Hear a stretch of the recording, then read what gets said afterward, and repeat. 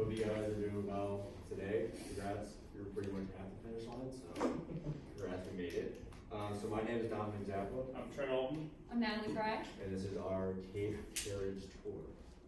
To start things off, just to give you a setting of where this is taking place. So this is taking place in Cape May, New Jersey. It's a very, very small town at the very southern tip of the state, just north of 3,300 in population. It's actually within decent driving distance of some pretty populated areas. It's only an hour and a half drive from Philadelphia. It's only a 50-minute drive from Atlantic City. It's only a 2.5-hour drive from Dover, Delaware. Here's some, just to give you some brief history over the town. So first, it was founded by the Keshimoshe Indians in the early 17th century, and it was settled by the English in the 1630s after they purchased the land from the tribe, which was then developed for whaling and fishing industries, which of course makes sense for a town that's very much on the open ocean. Some brief 18th century history, so this is kind of when Cape May tourism really begins. Visitors from Philadelphia really began to visit as early as 1766, and they had a heck of a time apparently because articles were then written and published in Philadelphia newspapers endorsing the town's beauty, tourism, and things to do. In the 19th century, this is kind of when a boom really happens in the town. Hotels start to pop up. Most famous, the New Atlantic, which was the biggest at the time, that could host up to 300 guests. Also, music pavilions and ballrooms also started to pop up everywhere. A huge win for the town's notoriety or fame came after a 2-week stay by American statesman Henry Clay, which really gave Cape May superior status for coastal tourism. Another huge win for the town was when Presidents Franklin Pierce and Benjamin Harrison visited Providence Hall. But towards the end of the century, they had some troubles with fires. There's one in 56, 57, and 78. The one in 78 was the worst of the three. It took out about 35 acres of land. And after that, they're like, we've had 3 fires. This one really bad, so they decided we're just gonna lean into our niche of coastal tourism. That's what we do best, where we make most of our revenue. So they really decided to rebuild the town based off that. 20th century history, they had some brief history with the military.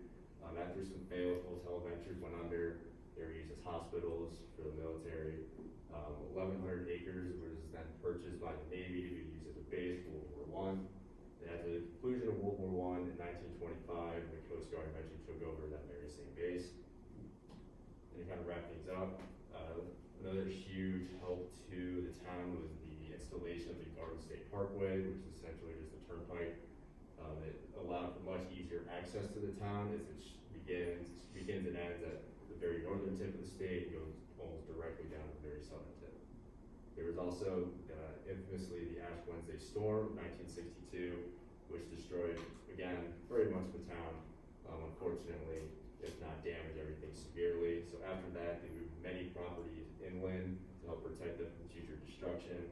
And then also after that, they applied and received a $3.5 million federal grant to help protect the city from historical preservation.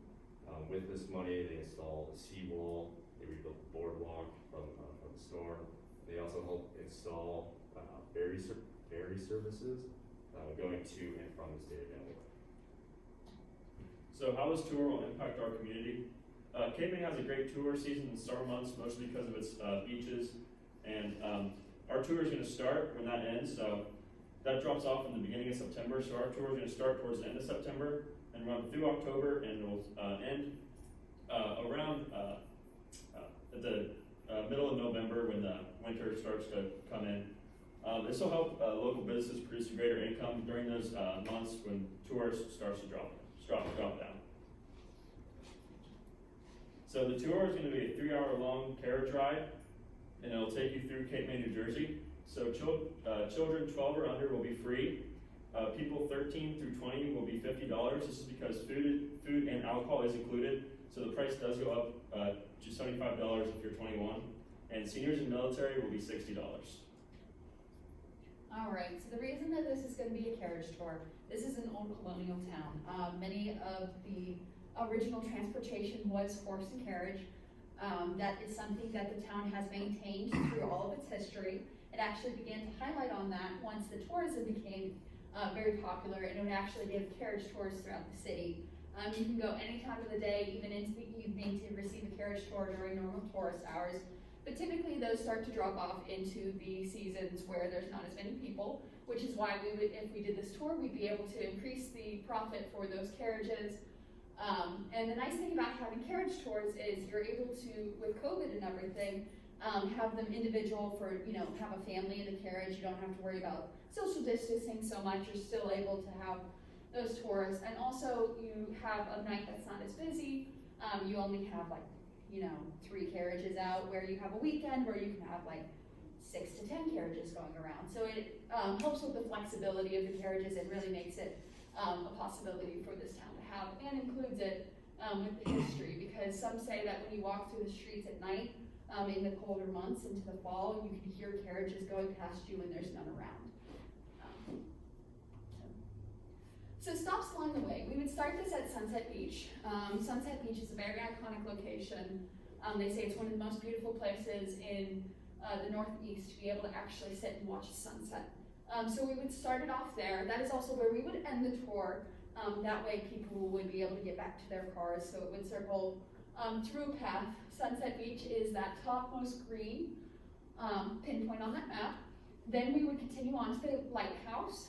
After the lighthouse, we would go to that next red one, or the yellow pin there, which is the Cape May Inn.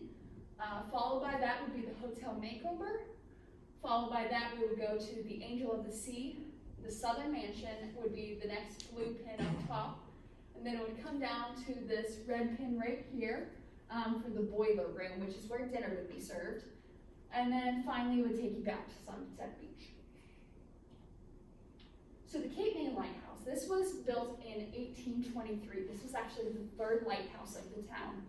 They had 2 previous lighthouses, but they were very poorly constructed. And the original one, Cape May has had many issues with their beaches disappearing. They built up those sea walls to try to maintain the beaches and extend them out. But through time, I have pictures of when my dad was a little boy at the beach. These beaches were very, very large, but now when you go there, they're pretty short. So the beaches are all deteriorating.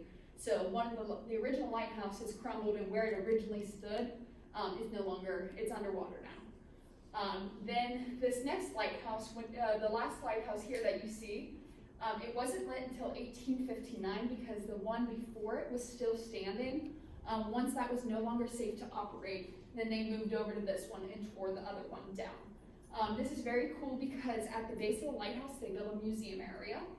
You can go in there to find out history of the town, history of the lighthouses, and they even have some areas where you can go through and look at some of the animal species that are relative to the area. They have like butterfly pins on the walls, snake skins from the area, turtle shells, and even a couple of live animals in the lighthouse area there.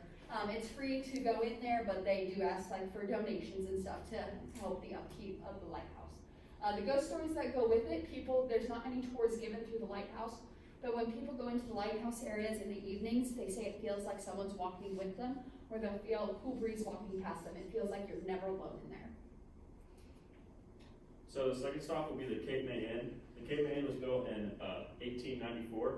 So there's 2 main haunted attractions that bring people there. The first one is when no one's there, you can hear kids running through the halls. It is said they haunt this because they died while playing in the ocean and they were staying at the Cape May Inn at the time.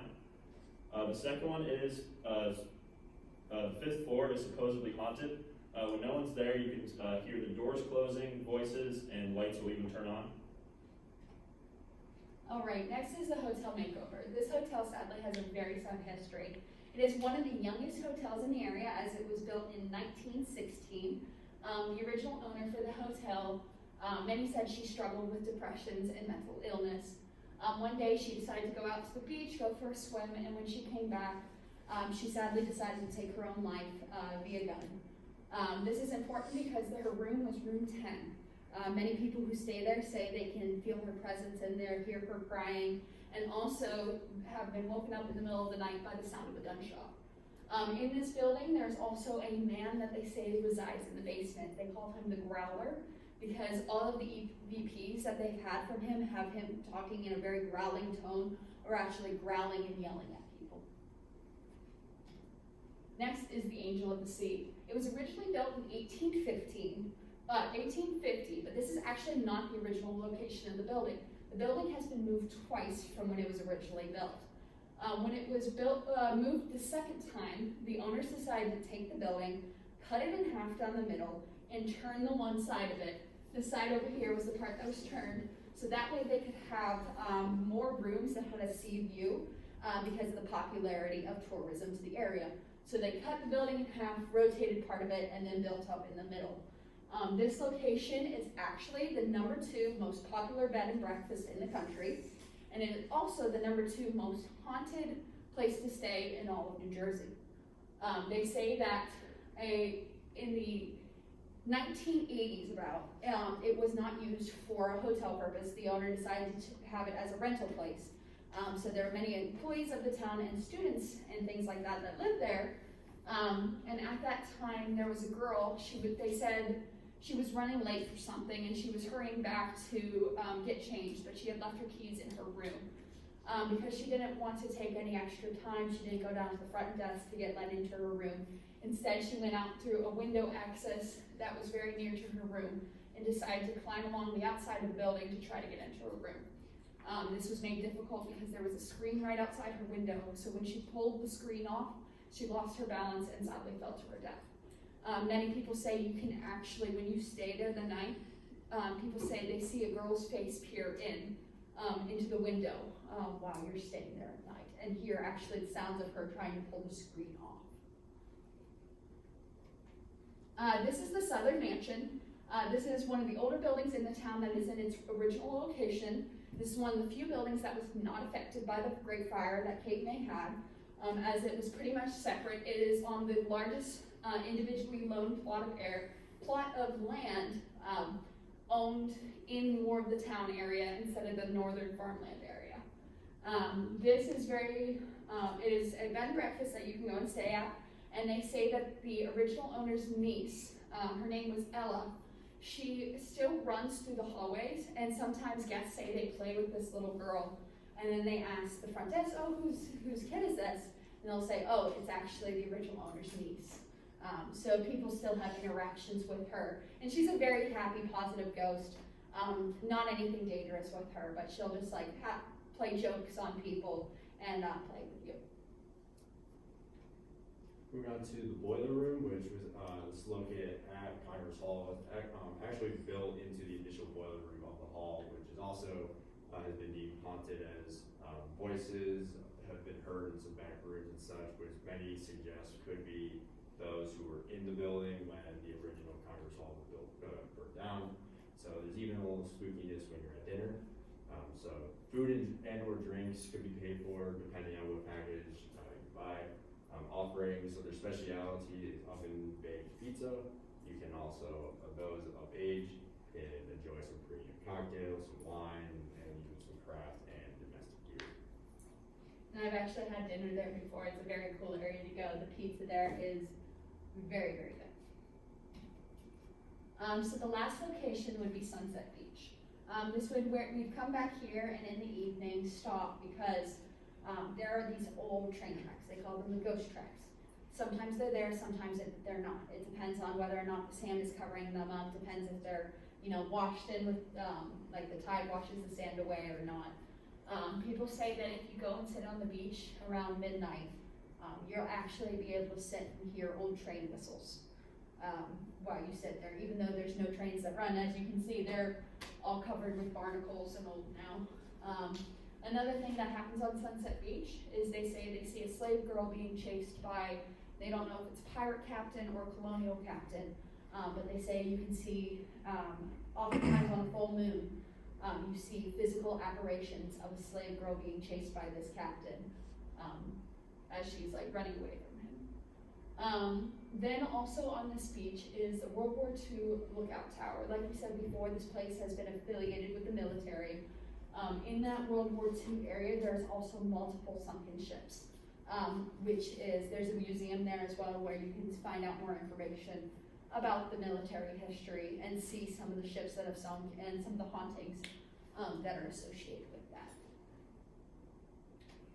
With that, that concludes our presentation of why you should come to Cape May and experience our ghost tour.